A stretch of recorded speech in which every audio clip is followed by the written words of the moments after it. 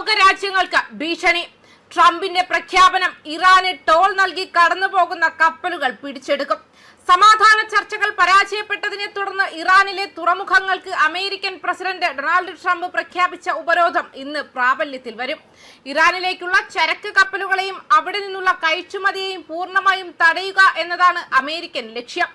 India നിർമ്മിച്ച Chabahar തുറമുഖവും ഇറാന്റെ എണ്ണ കയറ്റുമതിയുടെ 80% നടക്കുന്ന കാർഗ് ദ്വീപിലെ പോർട്ടും ഉൾപ്പെടുന്നു.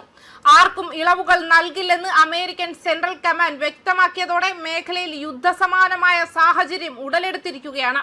അമേരിക്കയുടെ ഈ കർശന നീക്കത്തെ ഇറാൻ പരിഹസിച്ചു തള്ളിയെങ്കിലും ആഗോള സാമ്പത്തിക രംഗത്ത് ഇത് വലിയ പ്രത്യാഘാതങ്ങൾ ഉണ്ടാക്കി തുടങ്ങി.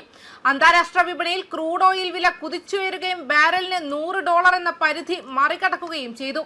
ഇന്ന് മാത്രം എണ്ണവിലയിൽ 7.5% വർധനവാണ് രേഖപ്പെടുത്തിയത്. അമേരിക്കൻ ക്രൂഡ് ഓയിൽ വില $104 മറ്റിടങ്ങളിൽ ഇത് $101 തുടരുന്നു.